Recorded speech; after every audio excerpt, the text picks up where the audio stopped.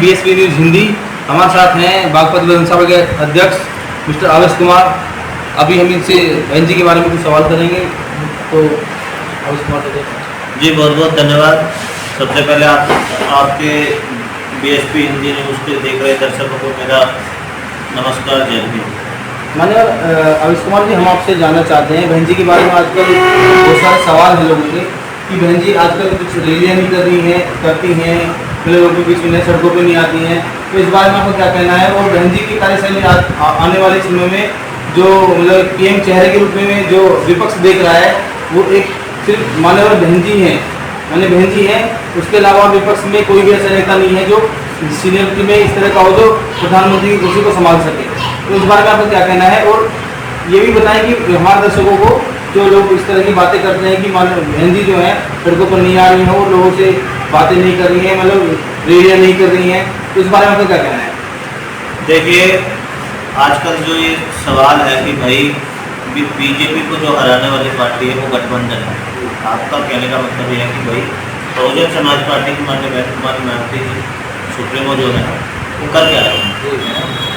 बात यह है कि सारे लोग बोल रहे हैं कि भाई बहन जी गठबंधन में नहीं आ रही और गठबंधन की बीजेपी को हरा सकता है, ऐसा एक नैरेटिव सेट है हमारे समाज में।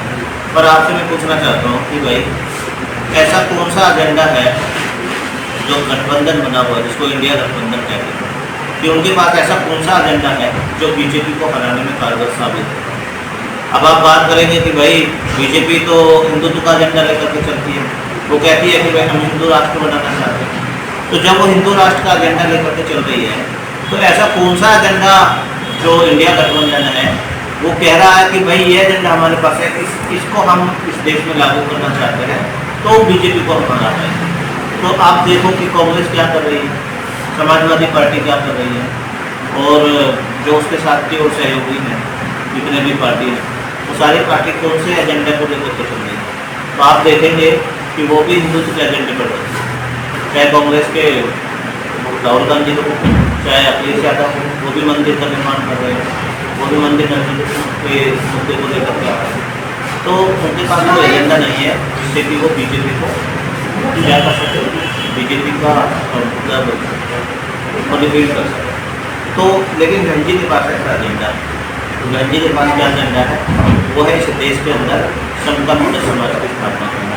इसको बहन जी तो सब समाज की सब समाज का सम्मान करती हैं, चाहे मंदिर हो, चाहे मस्जिद हो, चाहे गुरुद्वारा हो, उन सब का सम्मान करती हैं, उन सबका स्वागत करती हैं। अगर देश में या राज्य में कहीं भी किसी मंदिर मस्जिद या गुरुद्वारा का निर्माण होता है तो उन सब उस समाज को वो उसकी शुभकामनाएं देती हैं।